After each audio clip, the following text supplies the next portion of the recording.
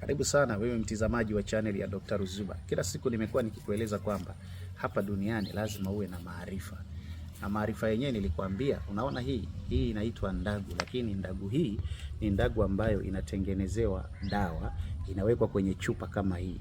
Halafu inaweza ikawekwa pete au ikawekwa hirizi, yani humu ndani ya hii dawa. Unanielewa vizuri? Sasa ikishatiwa humu hii dawa, inaweza ikawekwa kama pete au hirizi. Halafu wewe unayenitizama sasa, hii unaichinjia mbuzi kwa mwaka mara moja, mbuzi mweupe kama huyu. Watu wangu wa Canada, huyu kuna mtu yupo Canada anafanywa kazi kwa uaminifu kabisa. Kikubwa ni uaminifu tu duniani, hamna vitu vingine, ni uaminifu. Kwa hiyo inatengenezwa hii kwa ajili yako. Nilisema inakuwa unavyoishi inakuwa inashuka unga wake mpaka unaisha. Lakini ukiwa una mtu wa kumrisisha mtoto wako, itapanda tena itarudi juu. Unaweza ukaizika na unaweza ukafanyiwa huku ikamarizwa kabisa ikazikwa sehemu. Siku utakapoamua kama kurudi kwenu huku Tanzania, inaweza ukaichukua kutoka mahali nilipoizika.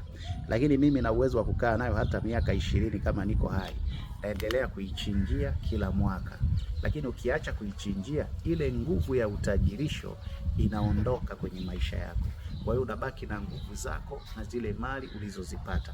Hii ni ndagu kubwa sana ya utajiri. Unaweza ukawa unaiahidi ukaiapia siku unapoichukua, tunatengeneza kwa mbuzi mara moja kwa mwaka, au baada ya miezi 6, au kila baada ya miezi 3, maana yake itakuwa mara 4 kwa mwaka. Lakini unaweza ukawa unafanya hilo swala kila wiki mara moja. Kutokana na uwezo wako, unataka nguvu iwe na speed kiasi gani. Huyu ni mbuzi unamwona kwenye kamera, unaweza ukamuonyesha vizuri. Mweupe, hana doa. Halafu mbuzi mwenyewe anayetakiwa, na nitizama wewe mtizamaji wangu, mbuzi mwenyewe anayetakiwa hatakiwi yule mbuzi aliyehasiwa. Yani kule amepigwa, amehasiwa. Sasa huyu hatakiwi, anatakiwa awe jemedari kama huyu. Popote pale ambapo upo unahitaji mafanikio. Yani hii ni white magic. Hakuna mambo ya black magic hapa, sijui tutatoa nini. Ni wanyama kama Ibrahimu alivyotoa, ni wanyama kama Suleimani alivyotoa. Hakuna kitu kingine. Hata Yesu alipotimiza umri alipeleka mnyama kwenye hekalu. Si mnasomaga hayo maandiko? Sasa wewe umetoa nini ili uweze kutajirika? Unabaki tu kubwabwanja tu. Hali ya maisha ni ngumu sana. Unataka iwe rahisi kwa maarifa gani uliyoyafanya? Naitwa Ruzuba the Great. Alafu ni follow tuwe wengi, unifuatilie. Mimi maneno kidogo, kazi kubwa. Na ukinitafuta usiwe na maneno mengi.